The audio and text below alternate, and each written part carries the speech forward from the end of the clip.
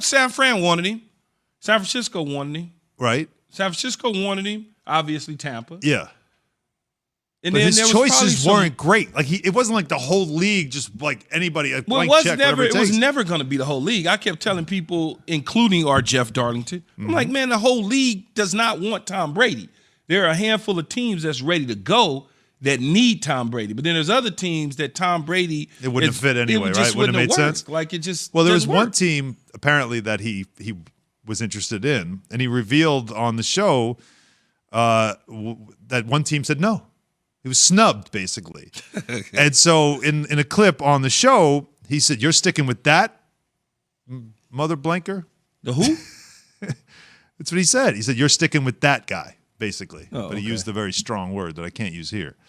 Who do you think that team would be that he couldn't believe that they stuck picked that quarterback over him? He's like, "You're sticking with that guy? Not, you don't want me, you're sticking with him?" What team could that possibly be?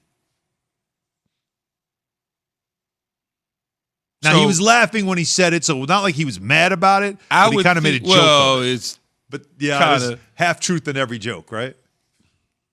I bet you, let me say, okay, so the teams that I could think off the top of my head that the conversation swirled around was San Francisco, Tampa Bay. But you said San Francisco did, like they were. No, but I'm thinking of the teams. I'm just thinking of the teams. Okay. San Francisco, Tampa Bay, Vrabel in Tennessee. He would have gone there. And I feel like the Raiders was Las Vegas in there somewhere. They would have in New Orleans Saints. So out of those five, okay, I think San Francisco probably would have taken him if he would have really just pushed it. I think San Francisco would have swapped out Jimmy G if Tom would have pushed it, but I don't know that Tom pushed it. You know what I'm saying? It was kind of like, yeah, I'm interested. Let's take a look. Yeah, whatever. I don't care. Okay. So let's get them out of the way.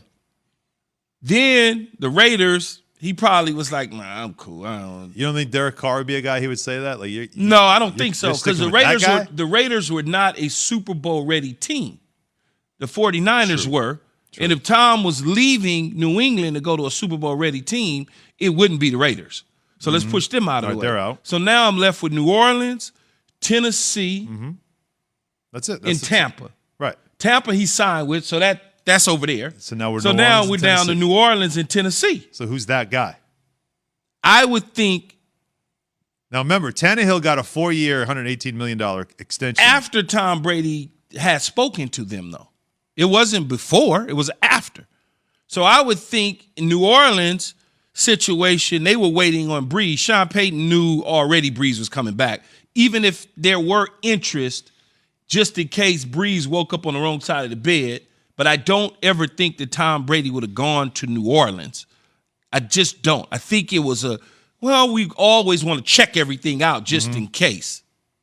So that would leave me, and based on how he said it, and because of the relationship with Vrabel, he could say that to Vrabel because they boys. And it could be like half-hearted when Vrabel was like, man, I think we just, we're going to go this route. And he could say that to him like, wait a minute, like are you serious right now? So I think it was Tennessee. You think it was Tennessee? I think it was Tennessee. You think it was about Tannehill? I think it was Tannehill. Because that's a Super Bowl ready team to a degree. They've gone to the playoffs since Vrabel been there. They had Kansas City all the way down to the wire. So it's kind of like if they insert Tom in the lineup like Tampa Bay did, then maybe they become Tampa Bay. But you don't think like it because of the way. Now we can't play the audio; it's HBO. But if the way he said it jokingly, that means like that you can joke. Drew Brees, it's kind of a joke. Like you sticking with that guy, like I guess like almost like sarcastic. No, I mean I guess it could be either one of them. Like just as a joke, like laughing about it. I guess it could be either one of them. I don't blame you, but I don't know. I guess it could be either one. Well, all right. With that in mind, though, he does end up in Tampa. Yes, right, and they're basically running it back, although that's not the line they wanted to use. But they brought the whole team back, essentially. I thought they said that at their championship celebration. They didn't want to say run it back, though. They came up with something else. Oh, they came up with something else. Yeah, it wasn't like, we're not putting the band back together. I could have sworn he said we're signing all you Well, no, he said that. Yeah, we're doing that. Right. Maybe, all right. As he was drinking on something. They were, right, exactly. Adult beverage. But Mike Tannenbaum was on with us yesterday, and he said something a kind of like in passing where you and I both sort of let it go, but we definitely need to revisit. Okay. And it has to do with Tom Brady and the Bucs and their expectations for this coming season. If they don't make it to the Super Bowl, it's a big disappointment. And if you think about last year, again, because of COVID, it's really remarkable what they accomplished. So to get everybody back, to have an off-season program, to be there with Byron Leftwich, to really understand the offense to a whole nother level, hopefully have all your stars back for a year that healthy. I think this is a team that's complete, and I expect them to be back in the Super Bowl. Back in the Super Bowl. I mean, Mike has great points there. Everybody's back. Yeah. Including the coaches. Usually, when you win a Super Bowl, things start a lot of changes. Yeah, it's a lot of changes. Yeah. You know, coaches start getting hired at different positions and jobs. And, you know, both coordinators, better yet, all three coaches that make sense are back. Byron Leftwich, the head coach, and Todd Bowles, who runs the defense. So you got that back. You have the addition of O.J. Howard, the tight end who got hurt early in the year.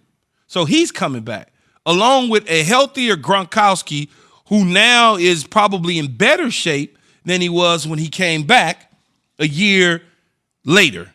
Tom Brady. Healthy knee. Whatever. We didn't know about the knee. But whatever. we didn't know. Well, but whatever, man. He says it's I'm not different. I'm not getting ready to throw yeast on his knee. No, I'm not doing that. The damn dude just won his 7th Super Bowl. I'm not about to be, Tom's knee. He could be even faster. He's going to be even better in the pocket. No. He won his damn 7th Super Bowl. Yeah. He could do that without any knees. So, stop. So you get Tom back with a healthy knee. Yep. And defense back.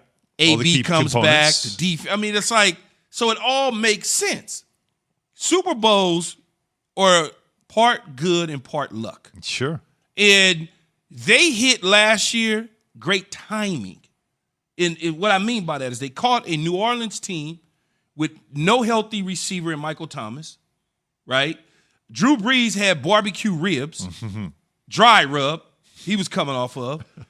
I believe Alvin Kamara was coming back off of something. I don't remember. I don't know if it was an injury or some COVID protocols or something like that, but he was coming back off of some things. So that never got right. It's hard to beat a team 3 times, let alone once. Then, who did they catch up? They caught Chicago first.